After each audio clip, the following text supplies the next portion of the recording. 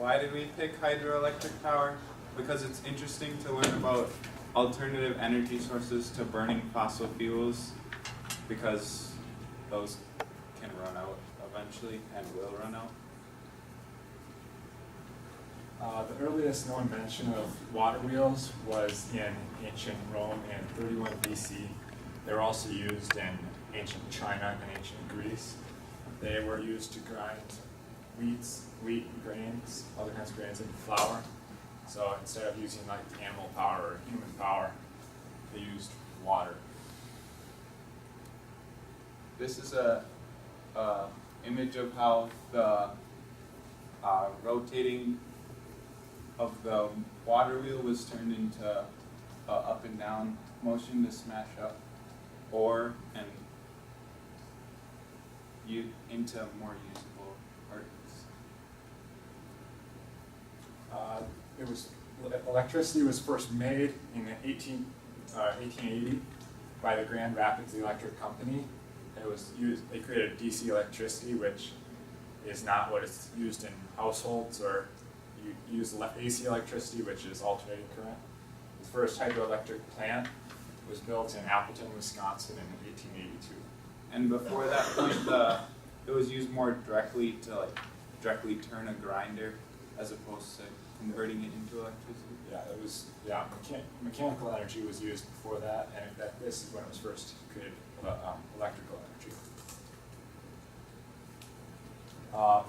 Electrical generators work by moving coils of wire past a magnet, and it's called induction, and it creates electricity, which it really just converts the energy from mechanical to electrical. So it's not creating energy, but it just transfers it. This is a great example of induction. It doesn't have anything to do with hydroelectric power, but it shows how the passing energy from those overhead power lines transfers energy into these fluorescent light bulbs, and it actually lights them up. This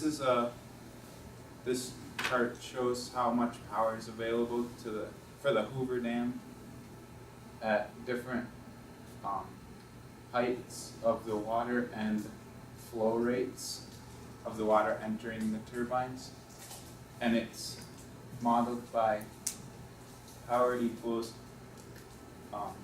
efficiency times the density of water times the flow rate times gravity times the height. And just to give an idea of what 2.076 gigawatts is, it's about 60, it could power the average household for about 68 days. And as opposed to the 0.519 gigawatts, which would only be about 17 days. How a dam works. It uses the gravitational potential energy of the water behind the dam to spin a turbine. The water would flow, they open the sluice gate, and it would flow through the penstock and past the turbine, which spins the turbine and goes downstream. If there's a problem or something, they can use a spillway to bypass the dam, so they do not have to stream all the water through that. So if they're overloaded, they don't have to put it all through there. These are the different types of turbines.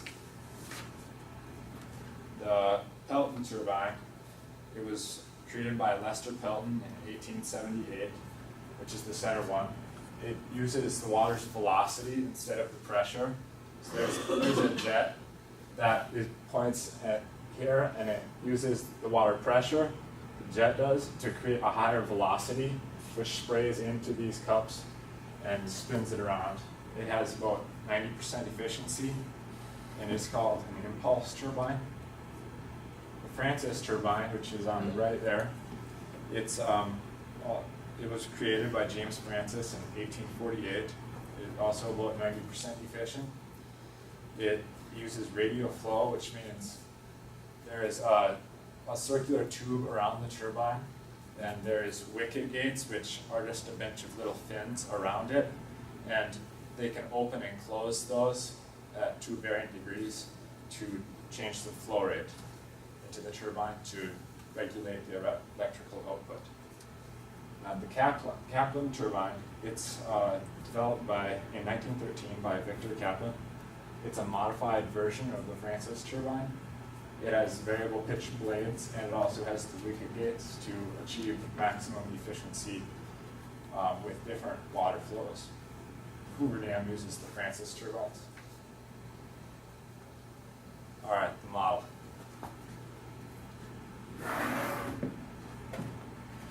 I created this. It will use this energy from the water behind here to, this is a modified version of a Pelton turbine. So it uses the velocity and to spin the turbine.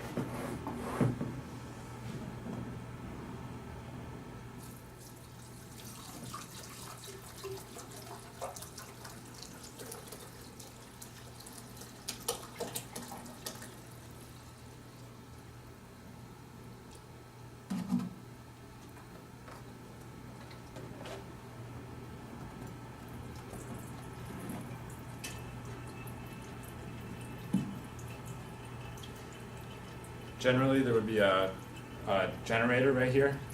The original idea was to have it create electricity, but my dad's an electrician, and he said that at this small of a scale it would not create electricity, so I abandoned that idea.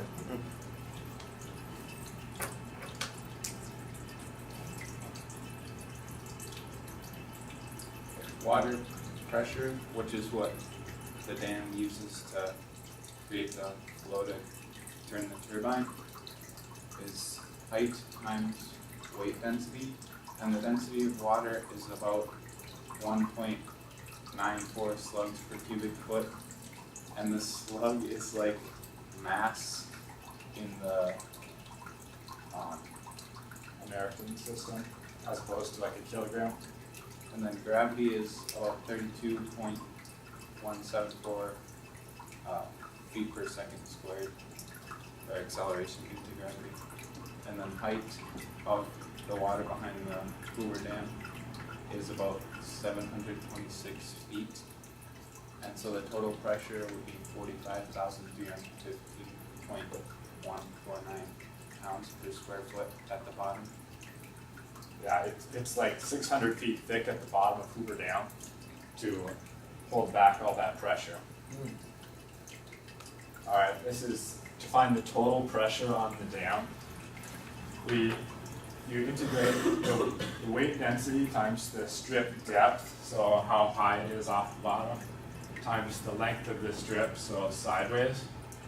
So 62.31 pounds per foot cubed is the weight density, which is that slugs per cubic foot that we showed on a previous slide, times the gravity multiplied by 726 minus the height, which is the height of the whole dam, minus the height here. Then 2 times y plus 820.479 divided by 2, which to find, that was the formula for one side. If we put this on a xy coordinate plane, it's to find that line and then the distance across, which is the length of the strip, and it equals just over 14 trillion pounds of pressure on the Hoover Dam. Yeah. But it is a lot thicker at the bottom than it is at the top because there's more pressure towards the bottom. The pressure of water is directly related to the height of the water. So if you had a hose hanging down 726 feet, you would have the same amount of pressure as all of Lake Mead, which is what is created by Hoover Dam, which is 100 miles long. So the amount of water behind the dam doesn't change the pressure, it's just how tall the water is. And then there's also related rates in the Hoover Dam. If you had a crack in the dam, they would open the spillways to prevent it from getting worse and to relieve pressure.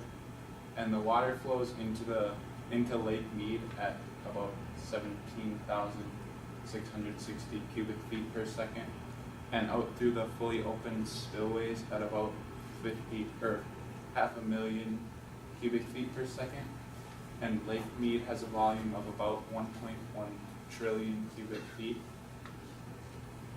So if you take that and set it equal to 0, if the spillways were open entirely, it would take about 2,356,000 seconds to drain Lake Mead, or about 27 days. Alright, history of related rates. Reverend William Ritchie, he had a reformed approach to calculus, and he developed related rates as we know them today.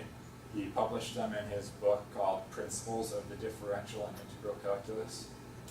Yeah, he had like the traditional problems in there that, like the ladder problem of falling down a wall, are related problems.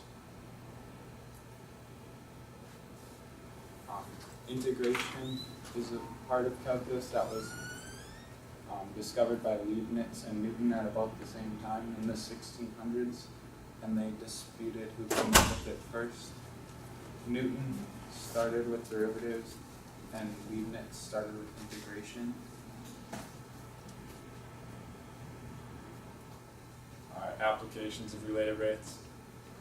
Someone, if you're standing on the top of the ladder and someone kicked out the bottom, and you knew that, like, you're up against a brick wall and you saw that the bricks were 6 inches tall, and you could see how fast you were falling, and you were really quick, you could figure out when you're going to hit the ground. Or if you were in a car traveling north and there was a car traveling west, you could find out how fast you're moving away from the other car.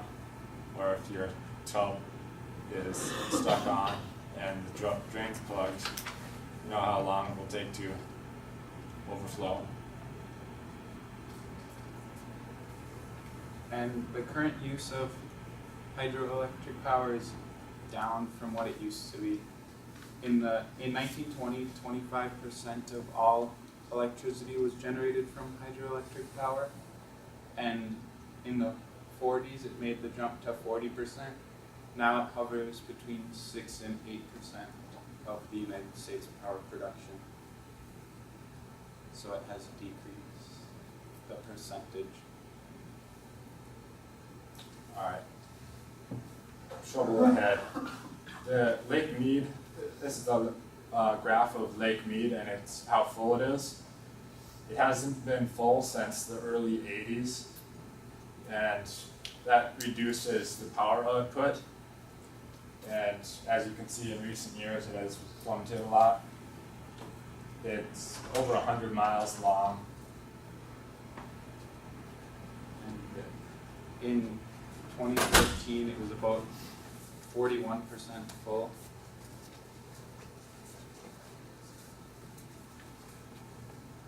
That's it. All right, thank you.